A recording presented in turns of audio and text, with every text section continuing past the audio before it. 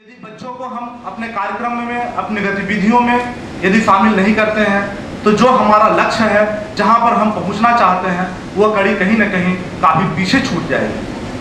हमारे कार्य क्षेत्र के जो बच्चे हैं वो बच्चे करेंगे और इन बच्चों की अगुवाई करने के लिए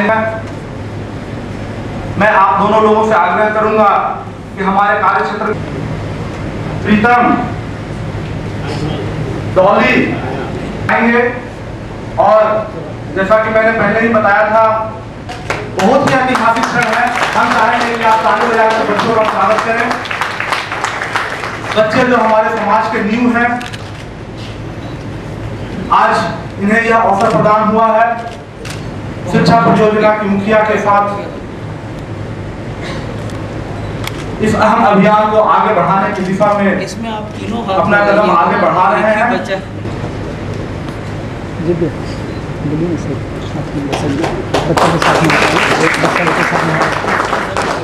एक बार सर अभी संयुक्त रूप से सर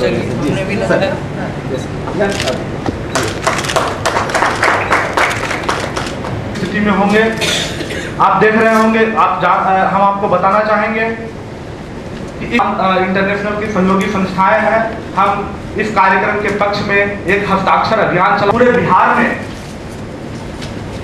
इस अभियान को में शामिल करने के लिए बिहार फोर्सेज के नाम से और अब मैं प्लान इंटरनेशनल के राज्य प्रमुख से आकाश जी से अनुरोध करूंगा विषय में विस्तार से आगे के कार्यक्रमों को बढ़ाने में मदद करें। आकाश जी। धन्यवाद राकेश। एक बार फिर से प्लान खासकर उन बच्चों का जो इस कार्य, क्योंकि यही बच्चे हैं जिनके लिए हम कार्यक्रम कर रहे हैं और इन बच्चे उनकी भावनाओं और उनके जोशों के लिए कार्य करते हैं। और ये बच्चे मतलब जो 0 से 18 वर्ष की उम्र की बात हम करते हैं, उस उम्र के बच्चे हैं जिनके लिए हम कार्य करते हैं। सबसे दबे कुचले बच्चे हैं और उनको अगर हम आगे बढ़ाते हैं, विकास कर पा रहे हैं कि नहीं कर पा रहे हैं। अगर आप लाइवलीहुड के कार्यक्रम चला रहे हैं और एसएचजी ग्रुप्स फॉर्म कर रहे हैं, हमारे वो भाग ये है कि एक बहुत लंबी शिक्षा का अधिकार पे कानून और ये एक मील का पत्थर है हम सभी के लिए। छोटू सारण से है, प्रियंका मुजफ्फरपुर से है, शंकर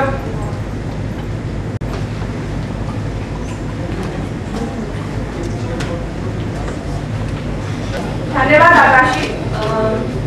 मैं सभी को अनुरोध करूंगी कि एक बार जोरदार सबसे पहले मैं बच्चों का धन्यवाद देना चाहूंगी जो इतनी दूर से हमारे कार्यक्रम में भाग लेने के मिलके बैठ के बात करते हैं। पर कभी ऐसा बहुत कम ही होता मौका मिला है जहाँ बच्चे अपनी बात रखेंगे और आप जब 20 मिनट का टाइम मिलेगा ओपन फोरम तब हम लोग भी मैं एक क्लास में पढ़ती हूँ, वैशाली जिले से आई हूँ और ये प्लान में जुड़ी हुई हूँ।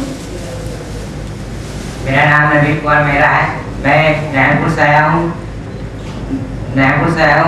मैं ITF प्लान से जुड़ा हुआ हूँ। मैं शंकर अतिथि प्लान मुजफ्फरपुर। मेरा नाम रोशन कुमार है जो कि मैं समस्तीपुर से आया हूँ। मैं निधा प्लान की संस्था से जुड़ा। मेरा नाम प्रियंजन कुमार है।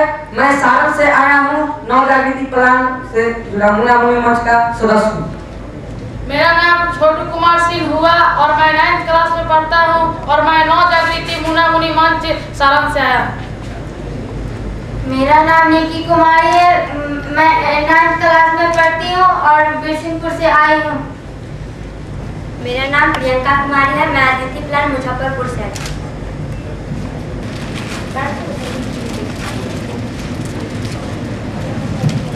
शिक्षा के अधिकार के लागू कर दी है, लेकिन फिर भी हमारे स्कूल में रूटीन बनाया जाता है और तो बच्चों से नहीं पूछा जाता है कि बच्चों की सलाह नहीं लिया जाता है कि इस रूटीन में आपकी क्या राय है। परीक्षा का तिथि निश्चित किया जाता है, परीक्षा का विषय निश्चित किया जाता है, तो यह नहीं पूछा जाता है कि पहले कौन विषय होगा और बाद में कौन विषय होगा। तो हम यह चाहते हैं कि हमारे विद्यालय में एक सुझाव पेटिका हो जिससे हम अपनी समस्या को लिखित रूप से उसमें डाल सकें और हम अपनी समस्या को जान सकें। और हम यह भी चाहते हैं कि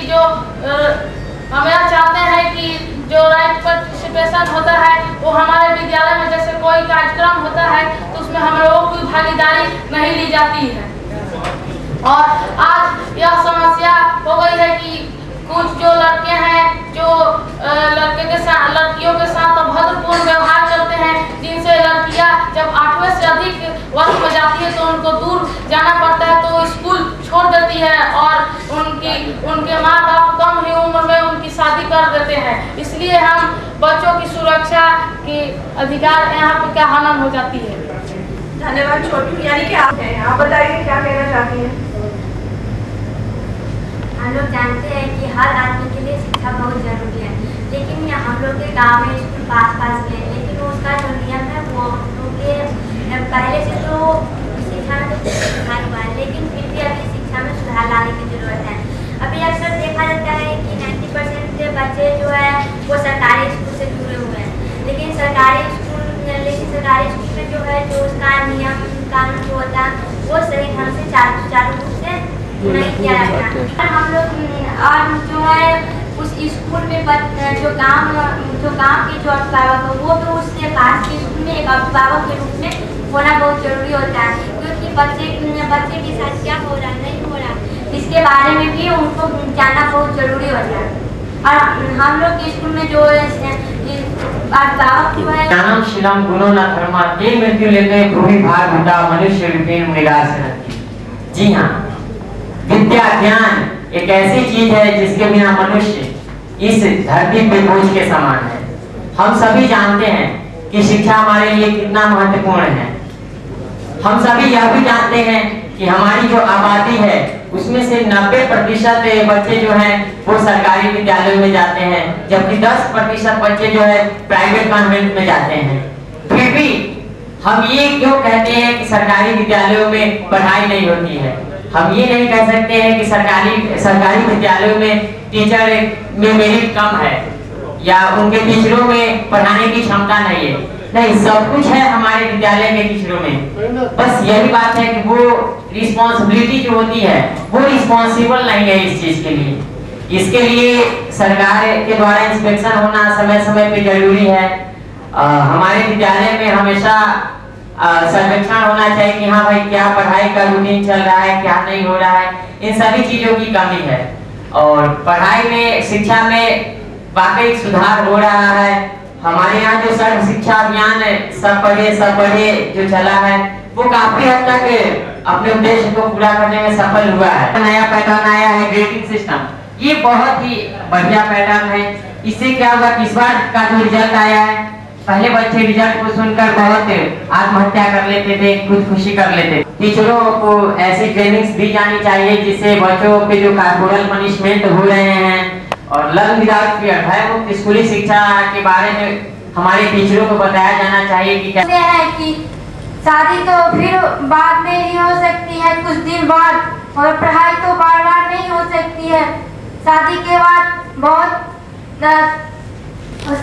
की शादी हो जाती है या सभी ज्यादातर पढ़ते पढ़ते छोड़ देते हैं, जिसका कारण होता है कि उसका गरीबी आर्थिक स्थिति बहुत खराब होता है।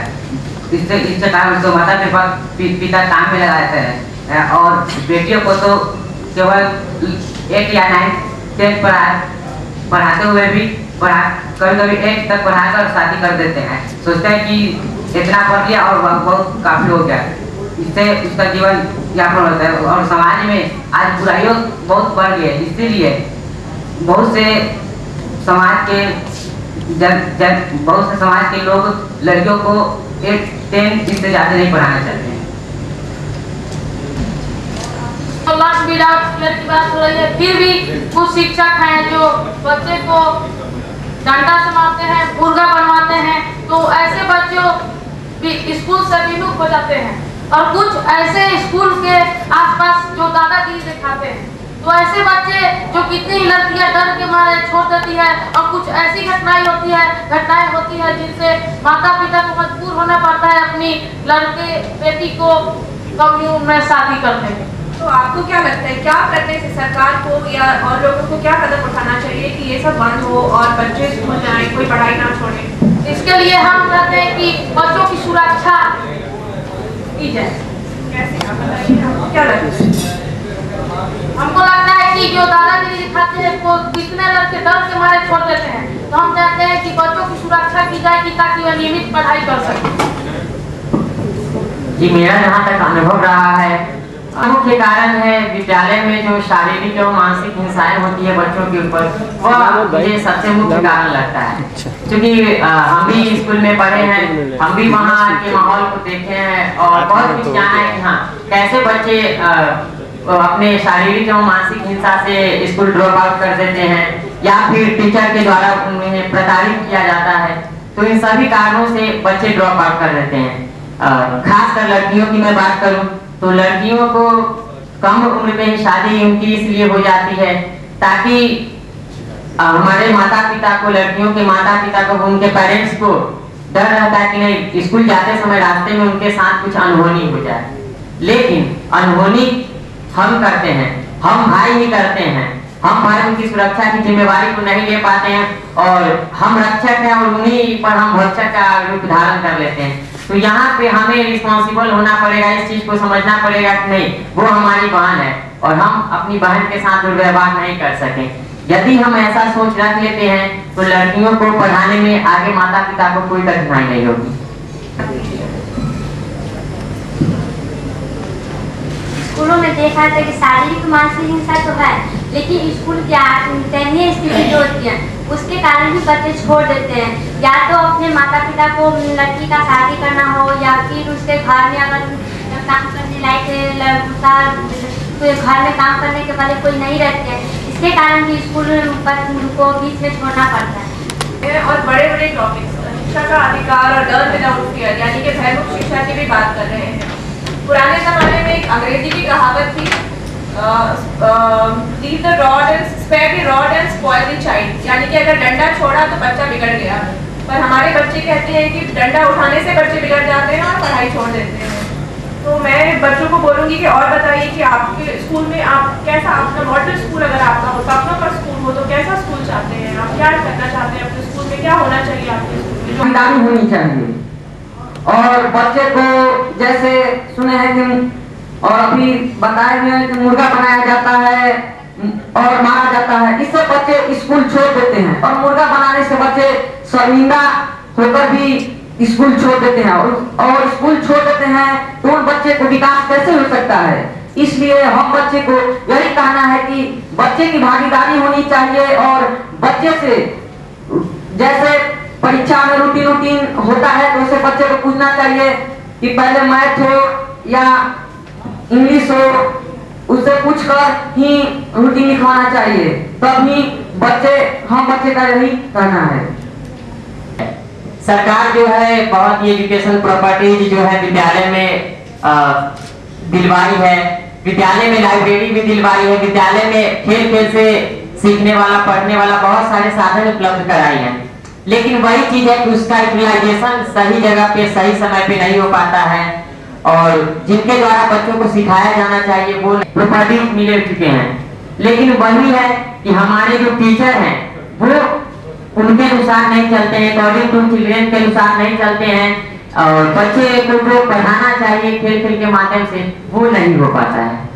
तो ये हमारे अंदर भी कमी है, उस चीज को नहीं खोज पाते।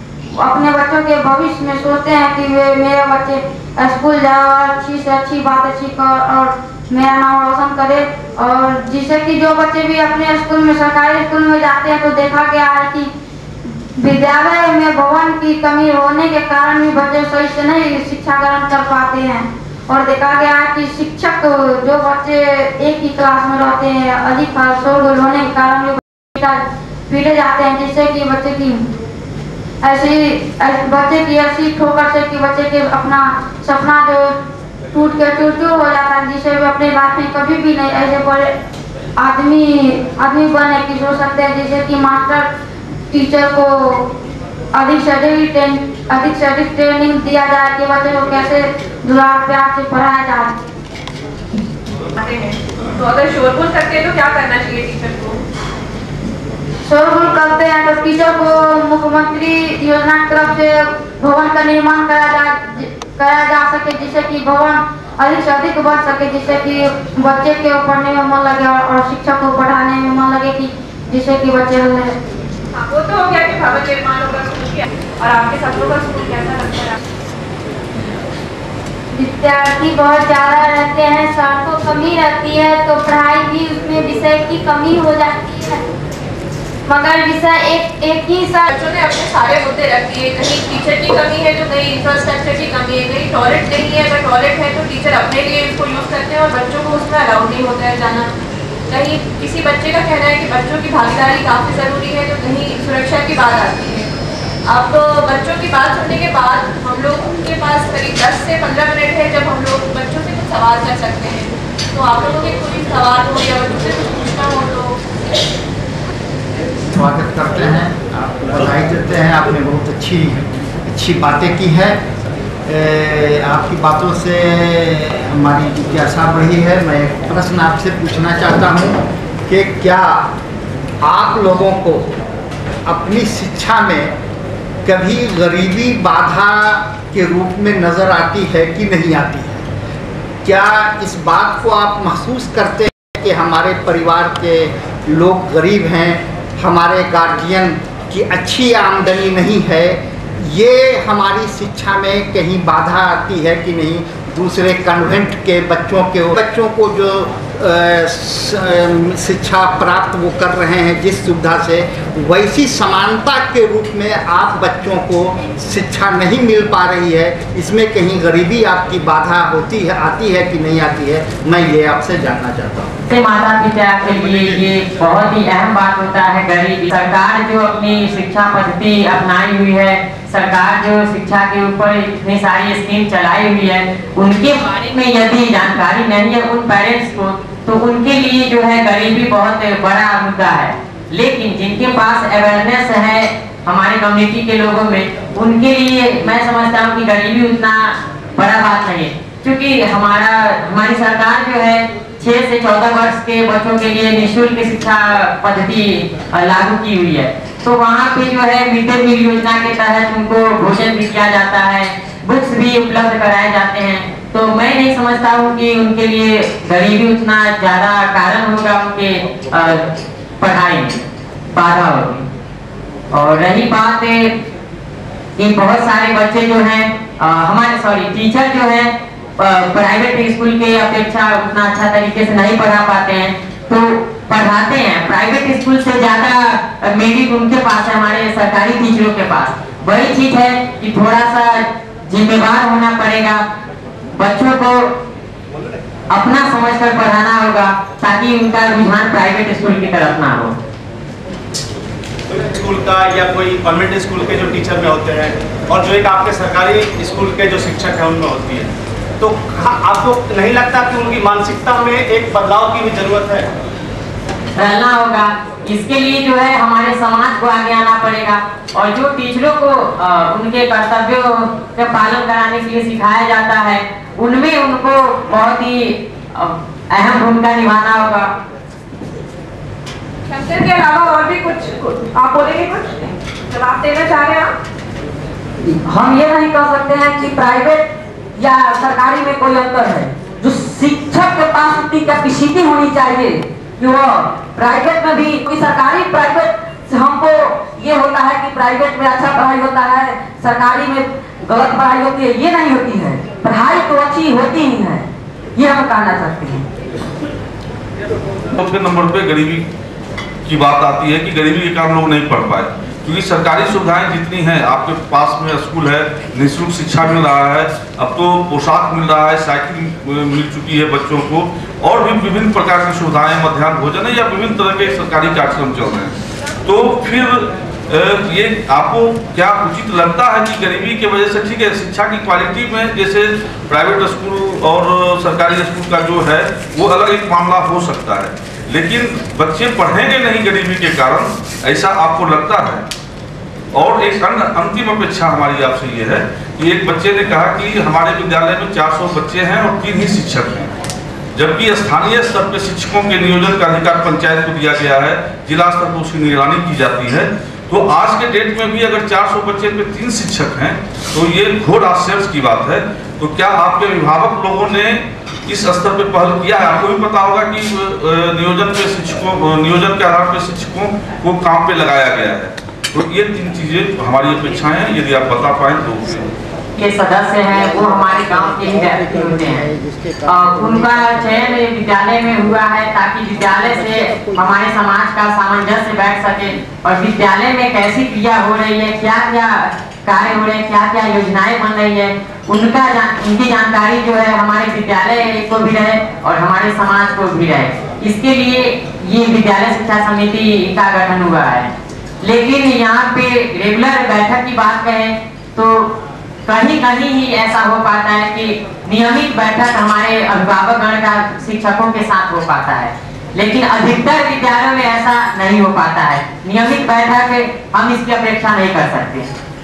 और रही बात नहीं है हमारे पढ़ाई में, जितना कि हमारी जो सोच है वो है हमारे विद्यालय के टीचरों की सोच है।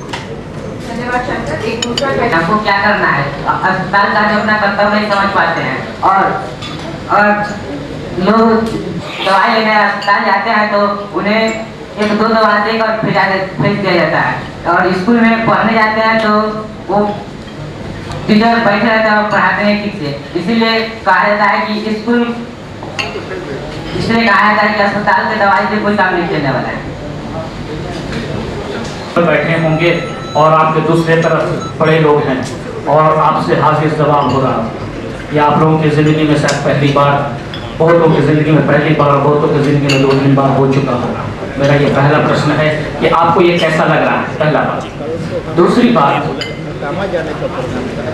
आज के ज़माना में और प्राचीन ज़माना में, मतलब हम लोग का जब ज़माना हुआ करता था, जब हम लोग बच्चे हुआ करते थे, तो शायद इतना नॉलेज और इतना IQ भी नहीं था जो अब के बच्चों में देखने को मिलता है। और ये भी लोग कहते थे कि उस समय गुरु के प्रति बच्चों का जो श्रद्धा रहता था वो ज्यादा रहता था। आज के जमाना में गुरु के प्रति बच्चों का कोई श्रद्धा नहीं दिखता, चाहे वो गवर्नमेंट स्कूल हो चाहे वो सरकारी स्कूल हो। इसके विषय में आप क्या कहना चाहेंगे? तो सरकार बहुत सुविधा सरकारी स्कूल में दी जा रही है। बहुत ऐसे बच्चे हैं कि प्राइवेट स्कूल से सरकारी स्कूल में पढ़ने के लिए बहुत जाते हैं और सरकार बहुत सपोर्ट भी दिए हैं और बच्चे को बहुत ड्रेस के लिए पैसा भी देते हैं और साइकिल भी देते हैं कि इससे बच्चे खुश रहते हैं और पढ़ने में भी उसको मन लगते हैं कि वो अपने स्कूल भी जा पाते हैं। है कि ये तो पूरे देश की योजना है और ये कानून के रूप में, अभी ये कोई कार्यक्रम जैसे सर्व शिक्षा अभियान या अन्य कार्यक्रम चलते थे, अब वो बात नहीं रही। अब ये कानून के रूप में 1 अप्रैल 2010 से पूरे देश में लागू हुआ, बिहार में भी लागू हुआ। इसमें कुछ अधिकार बच्चों को दिए गए हैं। इसमें कहा गया है कि 6 से 14 बरस के प्रत्येक बच्चे के लिए निःशुल्क शिक्षा की व्यवस्था करनी होगी। इसको लागू करने के लिए राज्य सरकारों को अनेकों प्रयास करने हैं। पहला काम तो ये करना है कि एक नियमावली बनानी है ताकि जो कानून है वो कैसे लागू होगा वो नियमावली में कहा जाएगा। तो इस राज्य में नियमावली बन गई है, उस पर केवल राज्य सरकार का अनुमोदन होना है। जो शीघ्र ही कोई प्रॉब्लम है वो ये है कि 6 वर्ष के बच्चों की तादाद अगर इस राज्य की बिहार की बात करें तो लगभग 2 करोड़ है। तो 2 करोड़ बच्चों को विद्यालयों में, चाहे वो निजी विद्यालय हो या सरकारी विद्यालय हो, उनमें शिक्षा की व्यवस्था करना, और वो भी ऐसी शिक्षा जो न केवल निःशुल्क हो बल्कि किसी भी प्रकार के दबाव, किसी भय, किसी हिंसा से मुक्त हो। इसीलिए राज्य सरकार ने अभी एक आदेश निकाला बिहार राज्य में, जिसमें ये कहा गया कि किसी भी बच्चे को विद्यालय से एक्सपेल नहीं किया जा सकता, किसी भी बच्चे को विद्यालय में किसी एक कक्षा में डिटेन नहीं किया जा सकता, किसी भी बच्चे को कॉर्पोरल पनिशमेंट यानी शारीरिक रूप से मारपीट विद्यालय में बच्चों की नहीं की जा सकती, उनको दंड नहीं दिया जा सकता।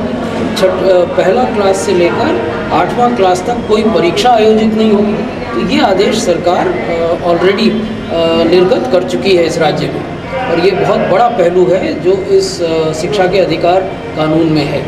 दूसरा जो पहलू है, जब इतनी बड़ी तादाद में बच्चे आएंगे तो आपको अतिरिक्त कमरों की ज़रूरत होगी, अतिरिक्त भवनों की ज़रूरत होगी, अतिरिक्त अध्यापकों की ज़रूरत होगी। इस राज्य में लगभग 2.5 लाख अतिरिक्त अध्यापकों की आवश्यकता होगी, जो आने वाले 3 वर्षों में इस एक्ट के हिसाब से, कानून के हिसाब से रिक्रूट किए जाने हैं।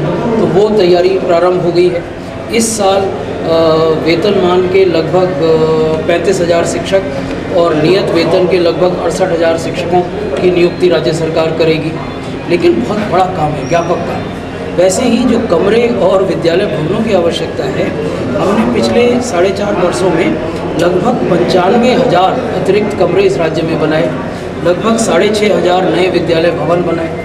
लेकिन अब हमें लगभग 3 लाख और कमरे बनाने हैं। तो जब तक वो कमरे नहीं बनेंगे तब तक ये स्थिति रहेगी कि विद्यालयों में बच्चों की तादाद भारी रहेगी। एक कमरे में आप देखेंगे 60-70 बच्चे हैं, क्योंकि आपको 3 लाख अतिरिक्त कमरों की आवश्यकता है। तो ये समस्याएं हैं जिनसे प्रत्येक राज्य सरकार को जूझना होगा, और बिहार में भी इनको कैसे इनसे चुनौती को निपटा जाए, कैसे ये व्यवस्था की जाए, उसकी प्लानिंग प्रारंभ हो गई। ये इंटरेक्ट जो हो रहा है, बच्चे सच्चाई बता रहे हैं, जो भी अपने स्कूल की सच्चाई बता रहे हैं, क्या इस पर कुछ इसको आधार रख के काम किया जाता है? नहीं, बिल्कुल ठीक है। बच्चे जो कह रहे हैं वो तथ्य और वो ऐसी बातें बता रहे हैं जो सरकार से छुपी हुई नहीं है।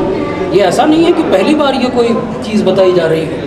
जो भी लोग शिक्षा के क्षेत्र से जुड़े हुए हैं वो जानते हैं कि शिक्षकों की कमी है, वो जानते हैं कि कमरों की कमी है, लेकिन वो ये भी जानते हैं कि पिछले कुछ सालों में बहुत व्यापक पैमाने पर काम भी हुआ। लेकिन क्योंकि समस्या व्यापक है, इसलिए आपको उसी व्यापक परिप्रेक्ष्य में उससे जूझना है। अब महत्वपूर्ण चीज़ ये है कि शिक्षकों को आप कैसे प्रशिक्षित करें कि कक्षा में किस प्रकार से गुणवत्ता की पढ़ाई हो सके। हमने जब शिक्षकों की बहाली की तो उसमें अधिकांश अप्रशिक्षित शिक्षक थे, क्योंकि तब हमें तत्काल शिक्षकों की आवश्यकता थी। अब जब ये शिक्षक बहाल हो गए तो इनका प्रशिक्षण 2 साल का प्रशिक्षण, डिप्लोमा इन प्राइमरी एजुकेशन, हम इग्नू के माध्यम से करा रहे हैं। तो एक तरीका हुआ सरकार का। राज्य के भीतर भी अपनी प्रशिक्षण की संस्थाएं हैं, जैसे SCRT जिसके डायरेक्टर आज यहाँ मौजूद हैं, तो उनको कैसे उपयोग में लाया जाए। राज्य के भीतर ओपन यूनिवर्सिटीज़ हैं, जैसे नालंदा ओपन यूनिवर्सिटी, उसको शिक्षक प्रशिक्षण में कैसे लगाया जाए। ये सारी व्यूह रचना राज्य सरकार कर रही है। सर, एक ऐसी बात है जो निजी विद्यालय और जो सरकारी विद्यालय, दोनों का खाई को पाटने के लिए क्या हो रहा है कि निजी विद्यालय में शिक्षा का अधिकार कानून लागू हो सके। दूसरी बात यह है सर कि अभी जो असाइनमेंट लिखने में इग्नू में काफ़ी पैसा का लेकर और उसको इम्प्लीमेंट किया जा रहा है। देखिए, ऐसा है कि शिक्षा का अधिकार कानून निजी विद्यालय और सरकारी विद्यालय सब पर एक समान रूप से लागू होता है। तो ये नहीं कहा जा सकता कि निजी विद्यालय इसकी परिधि से बाहर है, उनको भी इन सब शर्तों का पालन करना है। उदाहरण के लिए निजी विद्यालय में भी आप हिंसा नहीं कर सकते, मारपीट नहीं कर सकते, कॉर्पोरल पनिशमेंट नहीं कर सकते। निजी विद्यालय में भी परीक्षा नहीं ले सकते 1ली क्लास से 8वां क्लास तक। निजी विद्यालय में भी आप बच्चों को डिटेन नहीं कर सकते, एक्सपेल नहीं कर सकते विद्यालय से।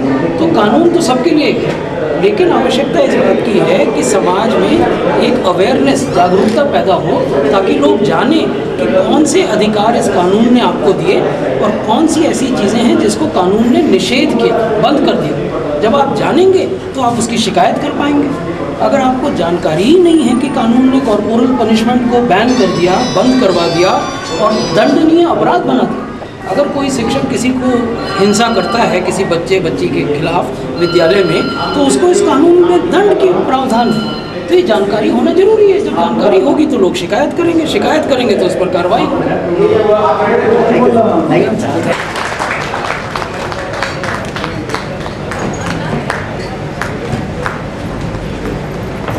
हमने देखा किस तरह से बच्चों ने अपने मुद्दों को रखा। प्लेटफॉर्म है जहाँ डायस पे बैठे हैं और हम सभी शिक्षाविद, ज़्यादातर सारे लोग को एजुकेशन, हाई प्रोफाइल एजुकेशन हमारे सारे स्टेटस काफ़ी अच्छी है, उसके सामने उनको जवाब देना और इतने सहजता से ये काफ़ी काबिल तारीफ है। मैं आप सभी बच्चों को फिर से धन्यवाद देना चाहूँगा। मैं स्टेज पे आमंत्रित कर रहा हूँ विनय कंठ जी का, जो आपका हम अभिनंदन करना चाहते हैं इस पूरे कार्यशाला में जिन्होंने खुशबू,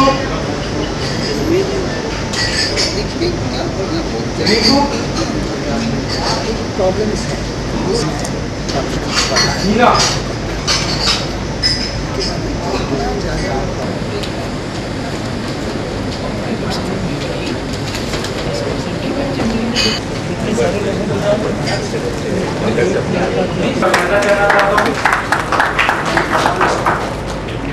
मार्सी जी का भी इस कार्यक्रम में स्वागत करना चाहता हूँ।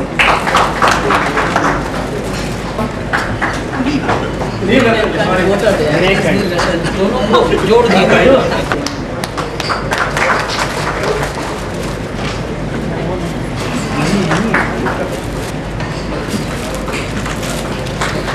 पास है और आप उसे हम दरखास्त करेंगे कि आगे की पूरी कार्रवाई राष्ट्र जो आरटी पे बेस्ड इस तरीके से। अभी सर्वप्रथम मैं ये अवसर हम लोगों को आपने दिया, आयोजकों के तरफ से स्वागत करना चाहता हूँ। प्रोजेक्ट हैं प्रोफेसर विनय कंठ जी का, जो जाने माने SCRT, प्रोफेसर डेजी नारायण साहब का। इतना मैंने आपको इन महान पर्सनैलिटीज का मैंने आपके सामने विवरण दिया, क्योंकि हर कोई पिछले और सबकी सोच एक है। हम सामाजिक सुरक्षा चक्र की बात करते हैं, कहीं न कहीं हमको शिक्षा सुरक्षा चक्र क्या है। जब देश आजाद हुआ उस पे ये फंडामेंटल राइट्स नहीं हो करके, मौलिक अधिकार नहीं हो करके, इसको अनुच्छेद 45 directive principles of state policy में जाने माने प्रमुख जितनी भी संस्थाएं हैं, स्वयंसेवी संस्थाएं हैं, राष्ट्रीय अंतर्राष्ट्रीय संस्थाएं हैं, ऐसे शिक्षाविद हैं, उन्होंने पूरे देश में इस बात का एक माहौल खड़ा किया कि हर बच्चा को स्कूल जाना उसकी प्राथमिकता है। सर्वाइवल, डेवलपमेंट और पार्टिसिपेशन, ये 3 पिलर है चाइल्ड राइट्स का। और इस त्रिकोण को तभी हम पूरा कर सकते हैं अगर प्रत्येक बच्चा स्कूल जाए, उसे अच्छा भोजन मिले और उसे बड़े बड़े कैंप बनाए गए। अगर इसको हम जोड़ना चाहें सर्व शिक्षा अभियान से और बाद में हमारे यहाँ बिहार एजुकेशन प्रोजेक्ट से, तो ये आप समझ सकते हैं कि जो मोमेंटम बिल्डअप हुआ वो एक प्रेशर क्रिएट किया, जिसमें ये महसूस किया गया कि it has to be a central and state initiative, और ये राज्य को ये इनिशिएटिव लेना होगा। हम बड़े बड़े रोड्स बना दे, पुल बना दे, मगर कहीं ना कहीं अगर समाज का विकास करना है, देश का विकास करना है, भारत का विकास करना है, तो बच्चों की शिक्षा पर हमें पूरा ध्यान देना होगा। स्वच्छ, स्वस्थ और शिक्षित बच्चे आधारभूत हैं अच्छे समाज के। और राइट टू एजुकेशन जो आरटी की हम बात कर रहे हैं, वो एक अब सच्चाई है। 1 अप्रैल 2010 के बाद सभी राज्यों को अपने अपने राज्य में इसे क्रियान्वित करना है। बिहार में भी ये प्रश्न उठता है कि क्या हमने तैयारी पूरी की है, क्या हम राइट टू एजुकेशन के लिए तैयार हैं, क्या शिक्षा के अधिकार को जो अब compulsory right to free and fair education कर दिया गया है, क्या बिहार एज ए स्टेट तैयार है, और हम क्या तैयारी किए हैं। इस परिचर्चा को शुरू करने के लिए, जैसे कि कहा गया, शिक्षा और शिक्षाविद और सरकारी पदाधिकारी दोनों इस पैनल में हैं। मैं सर्वप्रथम माननीय श्रद्धेय श्री राजीव भूषण जी से सादर अनुरोध करूंगा कि इस चर्चा को, परिचर्चा को आगे बढ़ाएं कि राइट टू एजुकेशन के लिए बिहार कितना तैयार है और उनकी दृष्टिकोण इस पर क्या है, और आने वाले समय में इसको किस तरह से बिहार में इसको आगे बढ़ाया जाएगा। और जो बच्चे जो शिक्षा सुरक्षा चक्र से बाहर है, जो विद्यालयों से बाहर है, कैसे इसको विद्यालयों से जोड़ा जाएगा? श्री राजेश भूषण जी।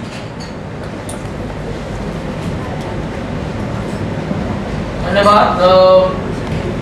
इससे पहले कि मैं शिक्षा के अधिकार क्रियान्वयन की तैयारियों के बारे में बात करूं, मैं बहुत संक्षेप में आपको दो बातें बताना चाहूँगा। पहली जो सामान्य बात मैं कहना चाहूँगा वो ये कि शिक्षा का अधिकार एक कानून है, और क्योंकि कानून है इसलिए इसको सर्व शिक्षा अभियान या किसी अन्य कार्यक्रम या परियोजना से भिन्न दृष्टिकोण से देखा जाना चाहिए। जैसे सूचना का अधिकार कानून है, या नरेगा में अगर मैं गरीबी रेखा से नीचे रहता हूँ तो निर्धारित दिनों का रोजगार मुझे मिलना चाहिए, ये कानून है। वैसे ही शिक्षा का अधिकार एक कानून है, और उस मायने में ये किसी कार्यक्रम से भिन्न है, अतः इसका जो क्रियान्वयन होगा वो भी भिन्न होगा, इसकी तैयारी भिन्न होगी। सामान्य रूप से रखना चाहता था कि जो पीछे लिखा हुआ है शिक्षा का अधिकार कानून पे राज्य स्तरीय कंसल्टेशन और भय मुक्त, free from fair, learn without fear. तो मेरा ये कहना है कि अगर आप इस कानून को देखें तो learning without fear is an integral part of this act. इस अधिनियम का, इस कानून का ये अंग है। इसलिए अब इस तरह के प्रश्न करना कि लर्निंग विदाउट फियर इस कानून में कहाँ फिट होगा, इस पर विचार करना चाहिए, वो शायद बेमानी है। लेकिन उसको अचीव कैसे करेंगे इस कानून के तहत, वो जरूर बहस का मुद्दा है। लिखा हुआ है कि जो आप शिक्षा विद्यालय में देंगे वो वायलेंस से फ्री होनी चाहिए, वो प्रेशर से फ्री होनी चाहिए, वो इंजॉयबल होनी चाहिए। और इसी के आलोक में विभिन्न राज्य सरकारों ने, इस राज्य सरकार ने भी, हमारे सूबे में भी आदेश निकाले जिनमें ये कहा गया कि आप किसी विद्यार्थी को डिटेन नहीं कर सकते, किसी कक्षा में एक्सपेल नहीं कर सकते, कक्षा से या विद्यालय से किसी विद्यार्थी को कॉर्पोरल पनिशमेंट नहीं दे सकते, इस तरह की बात।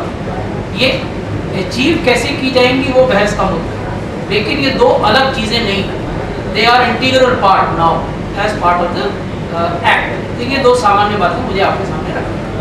अब बात करते हैं कि कानून में क्या अपेक्षाएं हैं राज्य सरकारों से, केंद्र सरकारों से और सिविल सोसाइटी से, और हम कितना तैयार है। क्योंकि तीन जो ब्रॉड एजेंसी हैं जिनके माध्यम से कानून क्रियान्वित होगा वो वही है। भारत सरकार से क्या अपेक्षा है? भारत सरकार से सबसे पहली अपेक्षा ये थी कि वो उस तिथि को अधिसूचित करे जिस तिथि से ये कानून प्रभावी हो जाए। भारत सरकार ने वो काम कर दिया। 1 अप्रैल 2010 को उन्होंने कानून को अधिसूचित कर। दूसरी अपेक्षा भारत सरकार से ये थी कि वो इस व्यवस्था को सुनिश्चित करे कि इस कानून को क्रियान्वित करने का जो वित्तीय भार है उसमें कितना वित्तीय भार भारत सरकार वहन करेगी और कितना राज्य सरकारें वहन करेगी। इस पर आज तक निर्णय नहीं हो पाया है, विमर्श चल रहे हैं और बहुत एडवांस स्टेजेस पर वो विमर्श है। हाल ही में 28 तारीख को सूबे के शिक्षा मंत्री महोदय और प्रधान सचिव शिक्षा और हम भी गए थे भारत सरकार के शिक्षा मंत्री महोदय श्री कपिल सिब्बल से इस बारे में विमर्श हुआ। तो वो चल रहा है, लेकिन ये एक मुख्य मुद्दा है जो अनरिजॉल्व है एज ऑफ नाउ, और इस पर बहुत कुछ आधारित है कि राशि का बंटवारा भारत सरकार और राज्य सरकारों के बीच में कैसे है। तीसरा मुद्दा जो कानून के तहत भारत सरकार को करना था वो था एक एकेडमिक अथॉरिटी का निर्धारण, यानी राष्ट्रीय स्तर पर एक ऐसी अथॉरिटी को नामित करना, चिन्हित करना, एयरमार्क करना जो कि शिक्षकों का रिक्रूटमेंट कैसे हो, शिक्षकों की क्वालिफिकेशन क्या हो, शिक्षक प्रशिक्षण कैसे हो, ये सब चीज़ें बताएगी। क्यों इसकी ज़रूरत है एक्ट में? एक्ट ये कहता है कि आज की तारीख में शिक्षक नाना प्रकार के हैं, राज्यों के भीतर भी और एक राज्य से दूसरे राज्य की तुलना में। जैसे हमारे यहाँ ही देखें बिहार राज्य में, तो हमारे यहाँ कुछ शिक्षक हैं जिनको हम कहते हैं वेतनमान वाले शिक्षक, टीचर्स विद अ पे स्केल। कुछ अन्य शिक्षक हैं जिनको हम कहते हैं नियत वेतन के शिक्षक, टीचर्स विद फिक्स्ड पे। और बनानी होगी तो ये एकेडमिक अथॉरिटी अभी नहीं बन पाई। ये मुद्दा भी अनरिजॉल्व भारत सरकार के स्तर पर। अन्य भी कुछ छोटे छोटे मुद्दे हैं, लेकिन अभी मैं उसमें नहीं जाऊंगा क्योंकि समय सीमित है। तो मैंने 3 मुद्दे केंद्र सरकार के आपके संज्ञान में लाए। एक कि इस कानून को अधिसूचित कर देना, वो उन्होंने कर दिया। दूसरा, कानून के क्रियान्वयन के लिए पैसे का बंटवारा कैसे होगा उस पर निर्णय होना है। तीसरा, कानून के क्रियान्वयन के लिए एक एकेडमिक अथॉरिटी बनाई जानी है। वो कौन होंगे? क्या वो national council for teacher education होंगे, क्या NCERT होंगे, या सो ऑन। तो ये भी अनिर्णित। अब राज्य सरकार पर, राज्य सरकार से अपेक्षा ये थी कि जब भारत सरकार ने कोई एक फेडरल कानून बनाया, फेडरल एक्ट, सेंट्रल एक्ट, तो उस एक्ट के इम्प्लीमेंटेशन की नियमावली राज्य सरकारें बनाएं। इस राज्य में प्रारूप नियमावली तैयार हो गई। सरकार की एक प्रक्रिया होती है जिसमें इस तरह की नियमावलियाँ विधि विभाग से वेट होती हैं, कैबिनेट में जाती हैं, कैबिनेट का अप्रूवल होता है, फिर अधिसूचित होती है। तो अब उसमें कैबिनेट अप्रूवल होना है, लेकिन प्रारूप नियमावली इसी तरह के कंसल्टेशन 2-3 होने के उपरांत एक बन गई। दूसरा जो मुख्य अपेक्षा राज्य सरकारों से थी वो ये था कि वो आकलन करें इस बात का कि इस कानून को लागू करने के लिए क्या अतिरिक्त संसाधनों की आवश्यकता होगी। उदाहरण के लिए ये कानून ये कहता है, एक बच्चा, बहुत मुझे खुशी हुई जब मैं सुन रहा था, उसने कहा कि 1:40 और टीचर स्टूडेंट रेशियो होनी चाहिए। शायद उसी ने कहा था, वो बेटा, वेरी गुड। लेकिन अब ये कानून ये कह रहा है कि 1:30 होनी चाहिए, हर 30 बच्चे पर एक शिक्षक। ये कानून ये भी कहता है कि ये जो शिक्षक बच्चा अनुपात है ये केवल राज्य के स्तर पर नहीं होना चाहिए, ये हर विद्यालय में होना चाहिए। यानी अगर हम छपरा जिले की बात कर रहे हैं तो हमें कहना होगा कि मकेर प्रखंड के भी हर स्कूल में ये 1:30 है।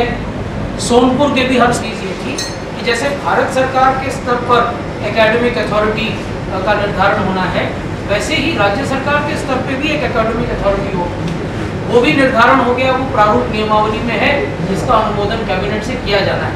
इसलिए मैं आपको अभी औपचारिक रूप से नहीं बता सकता हूँ, लेकिन वो अथॉरिटी के भी लोग हमारे बीच में यहाँ हैं इस हॉल में जो भविष्य में ये कार्य करेंगे।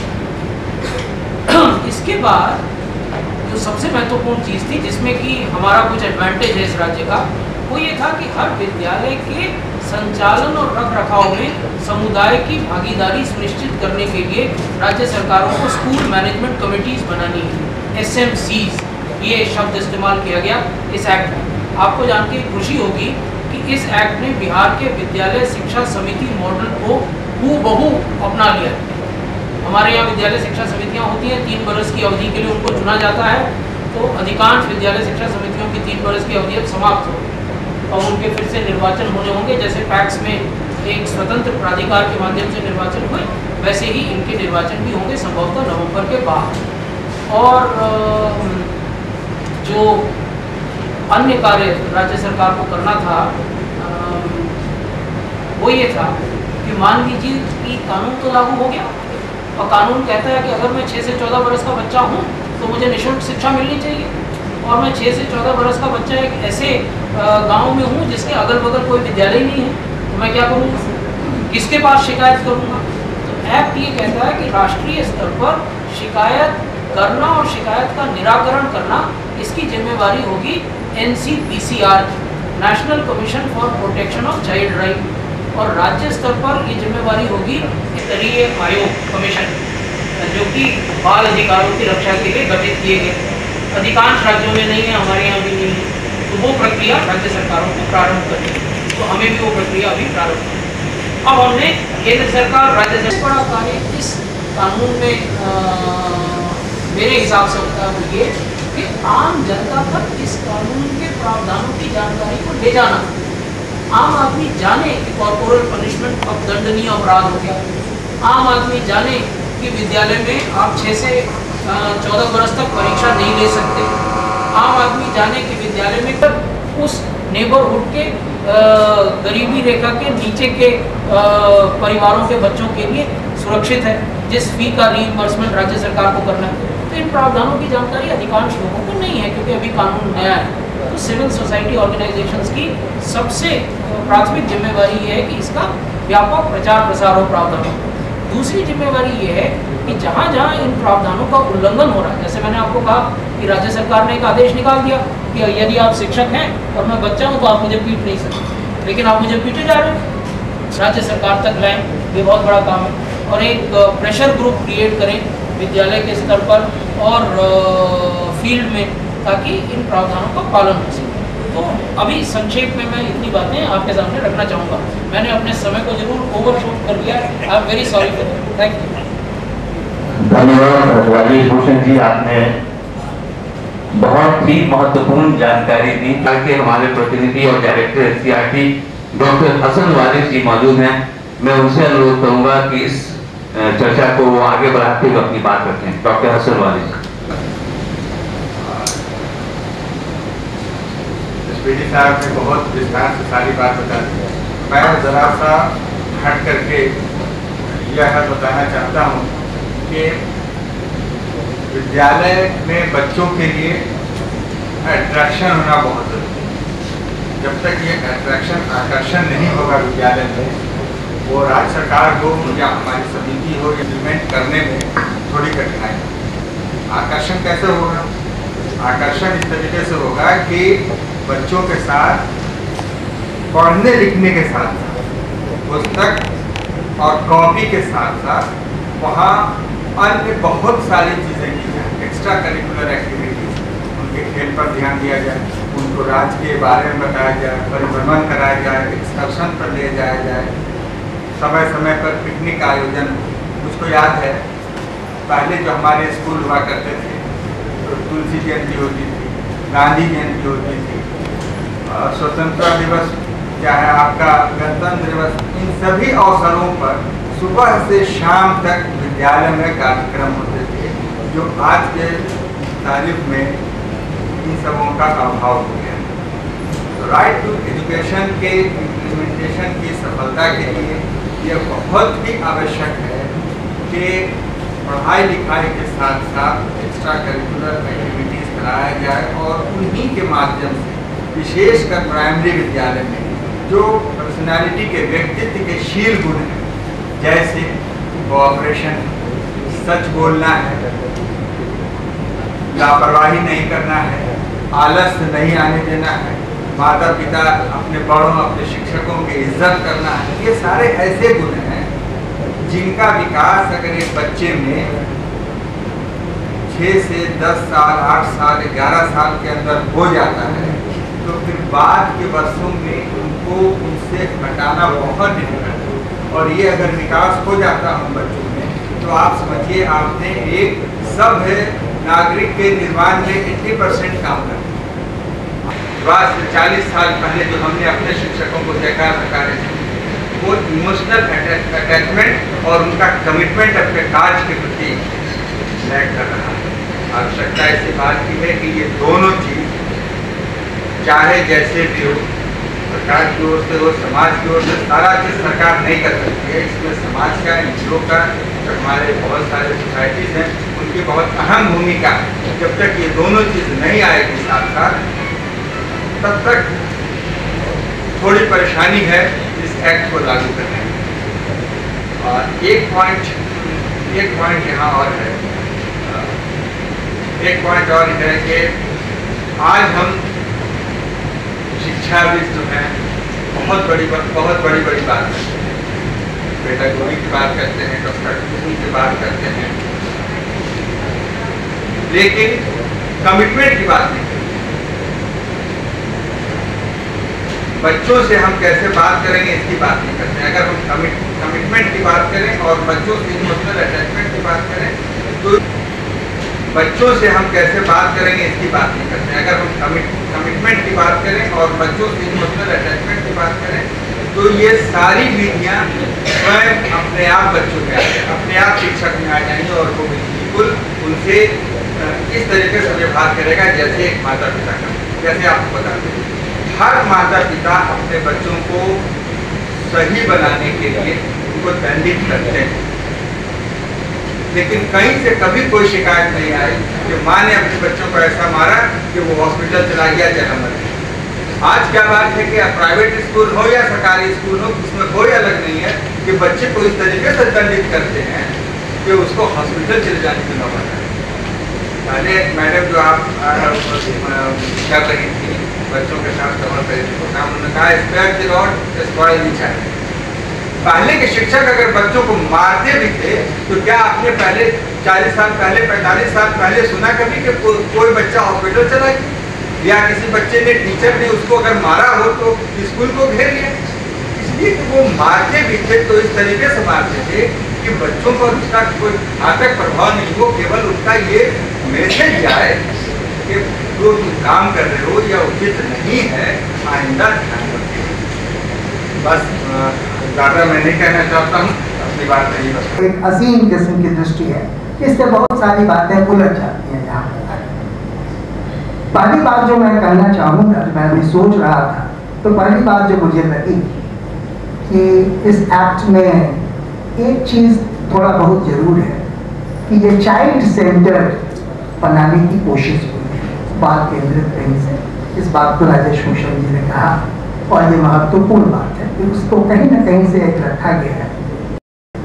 किस तरह से रखा गया है उस पर जो भी और सोच हो उसको अभी विश्लेषित नहीं किया जा सकता है, लेकिन कम से कम एक बात है और थोड़ी बहुत उसकी झलक जो बच्चों का एक पैनल था उसमें हम लोगों को मिली थी कि बच्चे कितने राइट्स कॉन्शियस हो रहे हैं, अधिकार चेतना उनकी कितनी बढ़ रही है, कितना आत्मविश्वास बढ़ रहा है।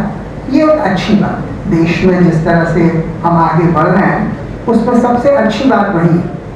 कभी कभी तो मुझे लगता है कि in spite of our generation and in spite of the government children are growing और वो बेहतर कुछ कर पाएंगे, ऐसा विश्वास मुझे जगता है जब भी मैं इन लोगों से बात करता हूँ या सुनता हूँ। लेकिन इसके परे जब मैं जाता हूँ तब एक दूसरी शंका मन में उभरती और वो शंका उभरती है कि क्या हम लार्जर पर्सपेक्टिव्स को मिस कर रहे हैं। जब हम ये चर्चा में बैठे हैं तो एक बृहत्तर परिप्रेक्ष्य जो राइट्स का भी होता है उसको हम मिस कर रहे हैं। क्योंकि ये राइट्स का सेंस अगर बच्चे भी कहीं ना कहीं से एक्वायर कर रहे हैं तो वो राइट्स का सेंस किसके विरुद्ध कहाँ एक्वायर कर रहे हैं, ये महत्वपूर्ण बात है। क्या वो राइट्स का सेंस राज्य के विरुद्ध है या वो राइट्स का सेंस शिक्षक के विरुद्ध है? क्योंकि यहाँ पर एक समस्या है। राइट टू एजुकेशन एक्ट जिन लोगों ने पढ़ा होगा वो शायद जानते होंगे कि जो 38 clauses right to education act में है उसमें किसी न किसी तरह से 19 क्लॉजेस टीचर्स और स्कूल्स पर फोकस्ड है।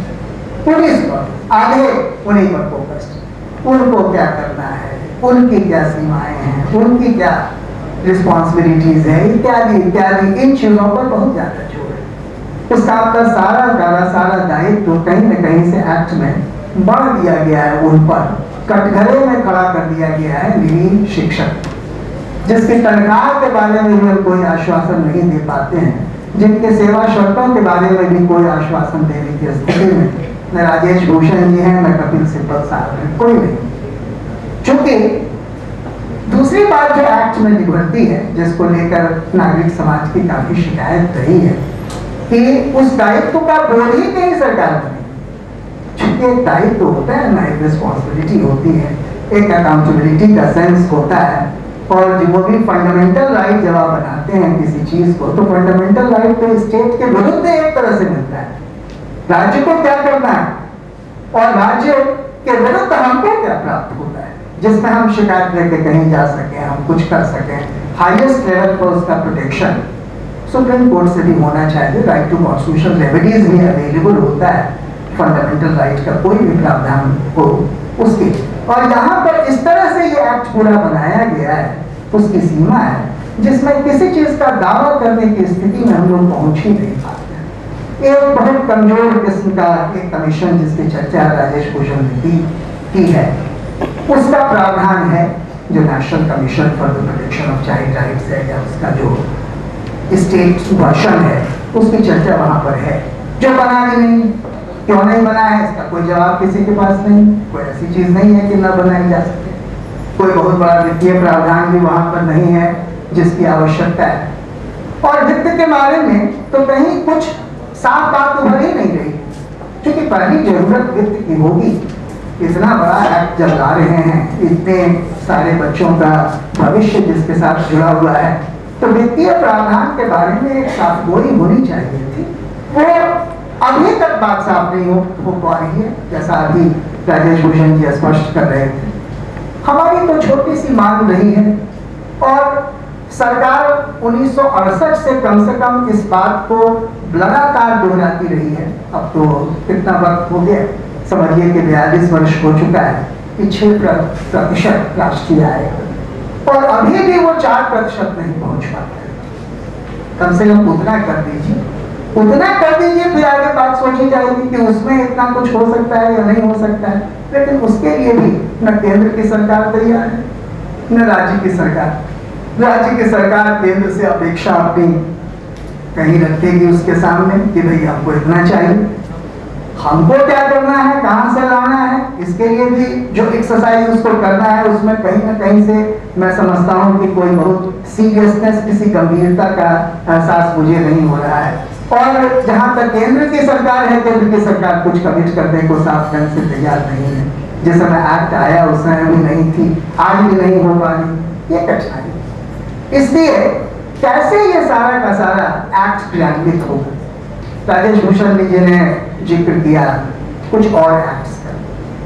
2005 में दो बहुत महत्वपूर्ण एक्ट्स आए थे, RTI और नरेगा। इस दफा ये एक्ट आया तो है, बड़ी देर से आया है, क्योंकि 2002 में ही कानून बन चुका, संविधान में संशोधन हो चुका। पूरे के पूरे 7 साल लग गए इस एक्ट को लाने में, और इम्प्लीमेंट अभी 1 अप्रैल से हो रहा है। और इस एक्ट में वैसा कोई प्रावधान नहीं है जैसा प्रावधान RTI में। RTI बहुत ही प्रोग्रेसिव, बहुत ही प्रगतिशील अधिनियम है। उसमें सोसाइटी के लिए अकाउंटेबिलिटी बनाने के लिए साफ प्रावधान है, और यहाँ पर अकाउंटेबिलिटी को छुपाने के लिए बहुत साफ प्रावधान है कि कैसे अकाउंटेबिलिटी नहीं रहे। यहाँ तक कि आप कोई केस भी नहीं ला सकते हैं सरकार के विरुद्ध, किसी मुलाजिम के विरुद्ध, कि भाई वो नहीं कर रहा है कोई काम, उसको साफ साफ बचाने की कोशिश की गई। राइट्स का डिनायर, राइट्स का कन्फर्मेंट नहीं, इससे कठिनाई है, इस एक्ट में कठिनाई। और एक्ट में कठिनाई अपने आप में वही सिर्फ नहीं, जो कि क्रियान्वयन इसका होगा उसमें तो और सारी बहुत कठिनाई होगी। हमारे सामने child labour prohibition and regulation act भी है, किस प्रकार से उसका क्रियान्वयन हुआ इस देश में, इसलिए बहुत सावधानी की आवश्यकता है। इससे चुनौती जितनी बड़ी सरकार के सामने है, मुझे उससे ज्यादा बड़ी चुनौती तो लग रही है सिविल सोसाइटी के सामने, क्योंकि ऐसा न हो कि सिर्फ कागज पर ये सारी बातें रह जाए, या मामूली ऊपर से कुछ कॉस्मेटिक चेंजेस करके आप निकल जाए। क्योंकि सिस्टमिक चेंजेस को बिल्कुल सिस्टमेटिकली अवॉइड किया गया है इस कानून। जो सिस्टमिक चेंज की बात हम लोग कर रहे थे, जैसे कॉमन स्कूल सिस्टम पर एक बाकायदा एक कमिटमेंट भी सरकार कर रहा है और लगातार मांग उठती रही है, लेकिन कॉमन स्कूल सिस्टम को बहुत सफाई से इस एक्ट में हटा दिया गया है। इससे बहुत सारी ऐसी चीजें हैं जिन पर दुविधा उत्पन्न होती है, लेकिन फिर भी मैं उन पेसिमिस्ट लोगों में से या सिनिकल लोगों में से नहीं है जो ये मान बैठे कि सिर्फ हम लोग क्रिटिक करते रह जाएंगे। So we are ready to engage, provided we are given some space. कहीं पे स्पेस मिलना चाहिए, सिर्फ मंच पर स्पेस मिलने से काम नहीं चलेगा। जैसे ही है तो मॉडर्न रूल्स के बारे में एक दफा शुरू में एक कंसल्टेशन जैसी बात हुई, लेकिन मॉडर्न रूल्स अगर आपने बनाया तो पब्लिक डोमेन में क्यों नहीं रख रहे हैं? पब्लिक डोमेन में वो आता तो हम लोग भी तो उस पर अपनी राय रख सकते थे कि आखिरकार उस मॉडल रूल्स में कौन सी बातें आ रही हैं। क्योंकि हम लोगों की आशंका रही है कि अगर बहुत सारे हमारे डिमांड्स को अकोमोडेट नहीं किया गया इस एक्ट में, तो संभव है कि मॉडल रूल्स में फर्दर फचिंग हो और बहुत सारी चीजों को स्कर्ट किया जाए, बेसिक इश्यूज को स्कर्ट किया जाए। इसलिए हम लोगों की अपेक्षा होगी कि सिविल सोसाइटी को और थोड़ा ज्यादा जगह दीजिए, थोड़ी जगह दीजिए, उनसे ज्यादा और साफ ढंग से ईमानदारी से मशवरा कीजिए, और इसके अलावा जो कुछ भी सरकारी क्रियान्वयन की प्रक्रियाएं हो सकती हैं उन प्रक्रियाओं को और थोड़ा साफ कीजिए। स्कूल मैपिंग की जरूरत है। हम लोग जो भी प्रोविजन है उस प्रोविजन को चाहते हैं कि जहां तक हो सके वो लागू, कम से कम उतना भी लागू होगा राइट्स पर्सपेक्टिव में खास तौर से अगर वो लागू होने लगता है तो बातें निस्संदेह कुछ बदलेंगी, जिसके बारे में मैं बताना भी चाहूँगा कि बहुत सारा एक्सरसाइज हो रहा है, सिविल सोसाइटी के लेवल पर एक्सरसाइज हो रहा है। ऐसा नहीं है कि सिविल सोसाइटी के लेवल पर एक्सरसाइज नहीं हो रहा है। मैं आपको बता दूं कि जिस तरह पहला राइट टू एजुकेशन एक्ट का बिल आया था, उस तरह भी एक ऑल्टरनेटिव बिल बिहार में प्रपोज हुआ था, बनाया गया, और अभी भी कुछ लोग ऑल्टरनेटिव मॉडल रूल्स पर भी काम कर चुके हैं। वही नहीं, इसके अलावा बहुत तरह का प्रेशर ग्रुप्स स्टेट के भीतर बन चुका है और प्रेशर ग्रुप्स नेशनल लेवल पर बन चुका है। एक से मैं जुड़ा हुआ रहा हूँ पहले के पीरियड से, अभी उसको रिवाइव करके उसको फिर से सामने लाने की कोशिश हो रही है राष्ट्रीय स्तर पर। पब्लिक कैंपेन और कॉमन स्कूल सिस्टम, जो पब्लिक कैंपेन और कॉमन स्कूल सिस्टम अब बेसिकली आरटीई पर फोकस्ड हो गए और उसमें हमने अपना पोजीशन बदला। आज हम कॉमन स्कूल सिस्टम के डिमांड को थोड़ा मॉडिफाइड फॉर्म में रखते हुए और ये कह रहे हैं कि आरटीई में जितना कम से कम आया उसका फुल एंड फेथफुल इम्प्लीमेंटेशन तो हो जाए। इतना भी हो जाए तो 2 कदम हम आगे बढ़ पाएंगे। इससे सिविल सोसाइटी इंगेज करने के लिए प्रस्तुत है, लेकिन सिविल सोसाइटी को उतनी जगह आज भी नहीं मिल रही है, क्योंकि बड़ा एक लिमिटेड डोमेन में ये सारी चर्चा हो रही है। एक तो ब्यूरोक्रेटिक फॉर्मुलेशन भी इस एक्ट का हुआ है, मेनली ब्यूरोक्रेटिक लिमिटेशंस में ही फॉर्मुलेशन हुआ है। कहीं ऐसा नहीं कि क्रियान्वयन की प्रक्रिया भी उसी में उलझ के रह जाए और उसमें उलझ के रह जाएगी। अगर ऐसा हुआ तब ये दुखद होगा देश के लिए, बच्चों के लिए। इतनी बात अभी मैं कहना चाहता हूँ। स्टेट एफर्ट, ये हम लोग का जो भी पब्लिक डोमेन में, ऐसा हमारा मानना है कि स्टेट को इंस्टीट्यूशंस को स्ट्रेंथन करना है, मगर जैसा कि प्रोफेसर विवेकानंद साहब ने कहा, इंगेज करने की आवश्यकता है, स्पेस देने की आवश्यकता है, ट्रांसपेरेंसी लाने की आवश्यकता है। 3 pillars which the state should have that confidence in its society। और जो स्टेट ओरिएंटेड या ब्यूरोक्रेसी ओरिएंटेड जो एक्सरसाइज है या इनिशिएटिव है, जैसा कि उन्होंने अंकित किया रूल्स के ऊपर, उसका एक प्रारूप भी तैयार हो गया और बहुत पहले कंसल्टेशन हुआ था, ऐसा हमें भी जानकारी है, मगर उसका क्या शेप हुआ और क्या जा रहा है अप्रूवल के लिए, इसकी शायद पब्लिक डोमेन में चर्चा नहीं हुई है।